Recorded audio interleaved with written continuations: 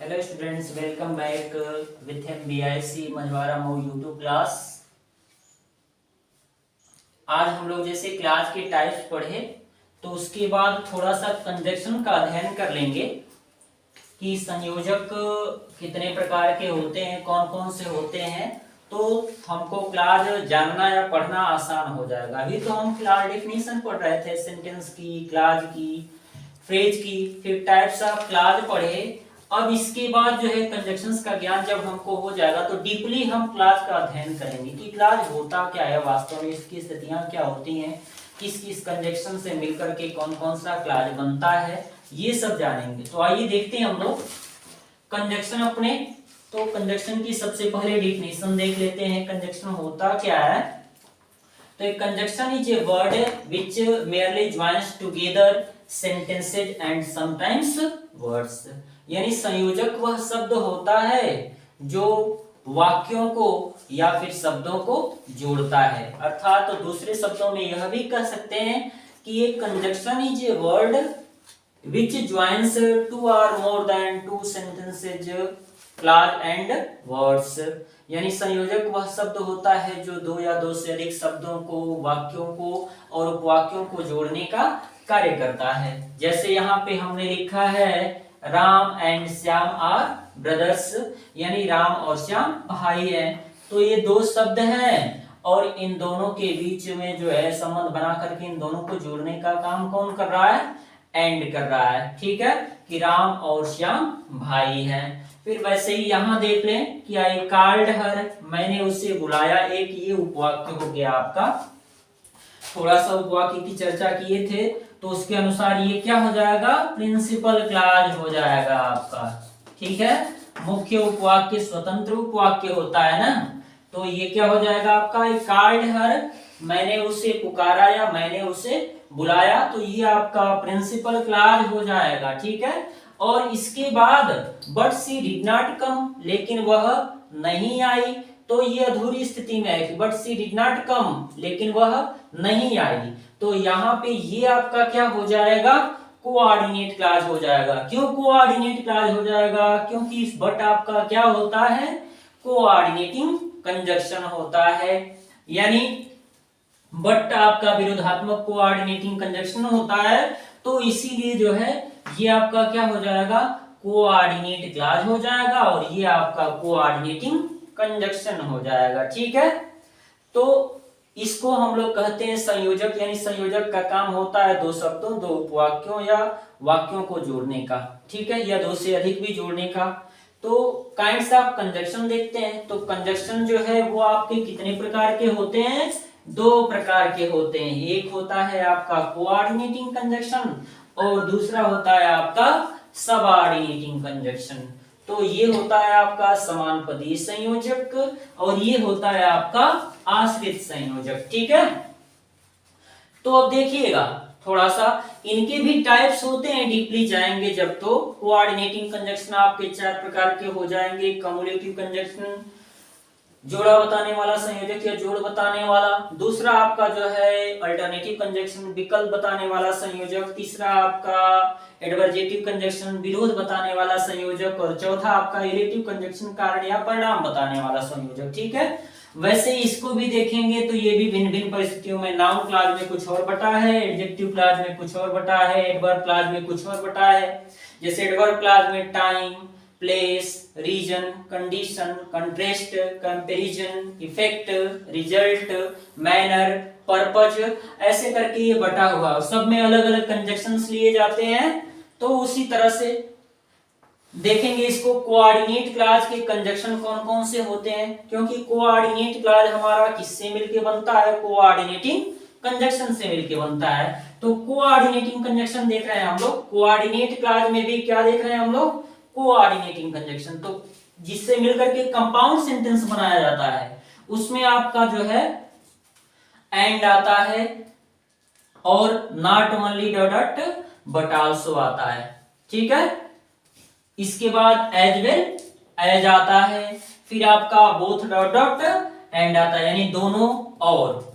ठीक है, इसके बाद आपका अदरवाइज अन्यथा आता है। इसके बाद आइदर आर, या तो की स्थिति में लिया जाता है नाइदर आर, न तो की स्थिति में, ठीक है, आर अथवा की स्थिति में इल्स, अन्यथा का ही अर्थ देता है, ठीक है।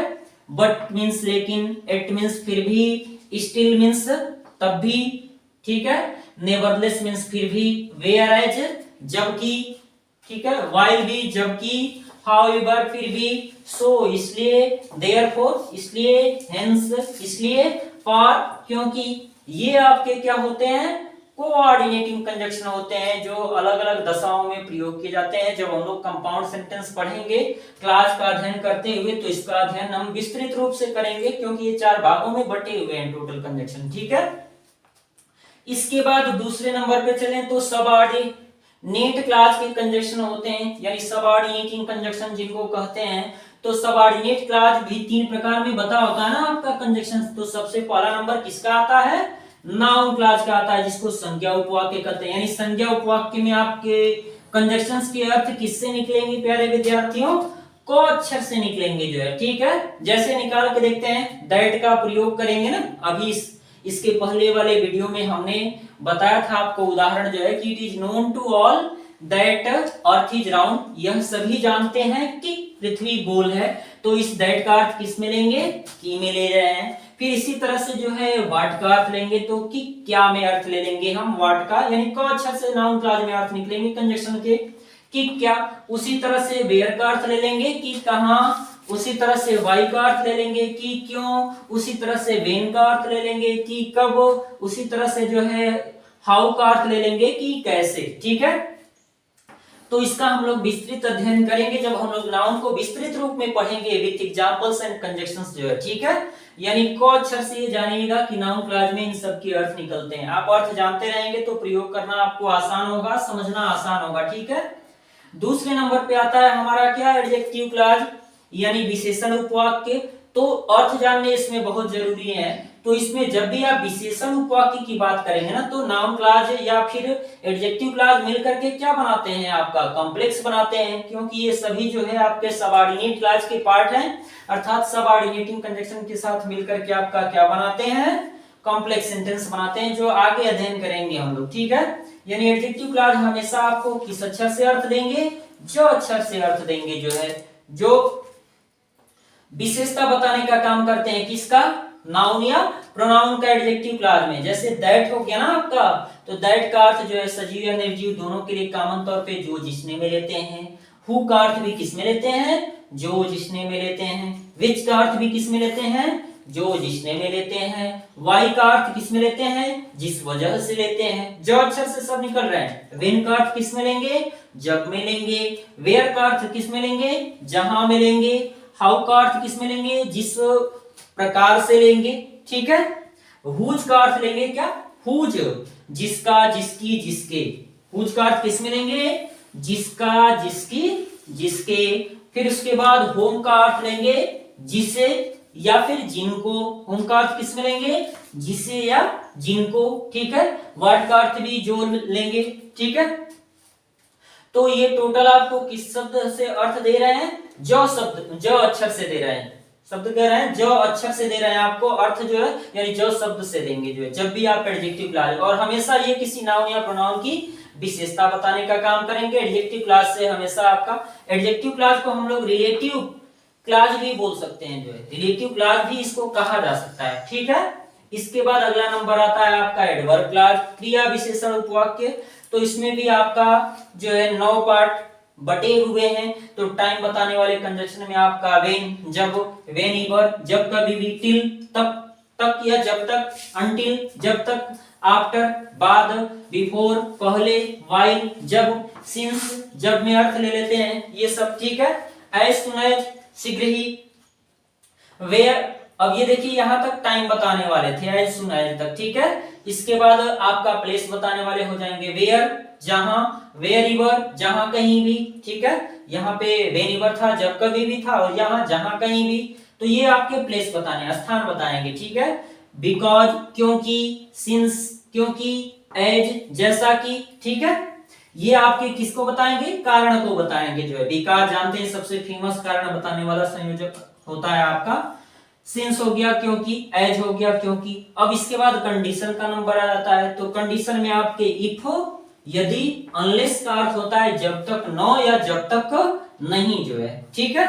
इन केस यानी यदि के सेंस में लेते हैं, ठीक है। फिर उसके बाद जो है सो डॉट एज का प्रयोग किया जाता है। तो ये कंपैरिजन की स्थिति में प्रयोग किया जाता है, तुलना के शब्द में, इतना जितना, ठीक है।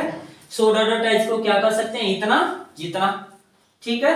उसी तरह से जो है एज डॉट एज, इतना जितना, देन अपेक्षाकृत जो है कह सकते हैं, ठीक है। दो का अर्थ होता है यद्यपि, ऑल्दो का अर्थ होता है यद्यपि, इवन इफ का अर्थ भी होता है यद्यपि। फिर उसके बाद सो डॉट डॉट दैट है आपका इतना की, ठीक है। तो यहाँ पे सो डॉट दैट होता है इफेक्ट या रिजल्ट की स्थिति व्यक्त करता है, ठीक है। फिर इसके बाद सो दैट आता है आपका, सो दैट का अर्थ होता है ताकि, इसके साथ जो है सो दैट और इन ऑर्डर दैट का अर्थ भी होता है ताकि। तो सो दैट और इन ऑर्डर दैट के साथ जब आप जो है सेंटेंसों का कॉम्प्लेक्स कॉम्बिनेशन करते हैं तो इनके साथ कंपलसरी रूप से मे, टेंस के अनुसार मे या माइट का प्रयोग करते हैं, ठीक है। हमेशा रहेगा सो दैट या इन ऑर्डर दैट के बाद। फिर इसके बाद अगला नंबर आता है लिस्ट का, ये भी पर्पज का कंजक्शन होता है, सो दैट और इन ऑर्डर दैट भी पर्पज के कंजक्शन होते हैं। तो लिस्ट का अर्थ होता है कहीं ऐसा ना हो।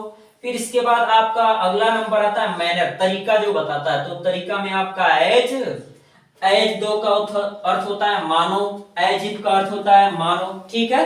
और इसी में जो है सो फार एज जैसे। तो तरीका बताने के लिए कंजक्शंस प्रयोग किए जाते हैं। तो ये थे आपके टोटल कंजक्शन जो आपके टोटल क्लास में प्रयोग किए जाते हैं, जिससे आप मिला करके जो है, जिसको मिला करके आप कोई कंपाउंड या फिर कॉम्प्लेक्स सेंटेंस बनाते हैं। तो ये था आपके क्लास की डिफिनीशन। फिर उसके बाद जो है कंजक्शंस की स्थितियां। अब हम लोग इसके बाद जो है कंजक्शंस के बाद अब हम लोग कॉम्प्लेक्स और कंपाउंड सेंटेंसों का अध्ययन पढ़ेंगे। तब तक के लिए थैंक यू।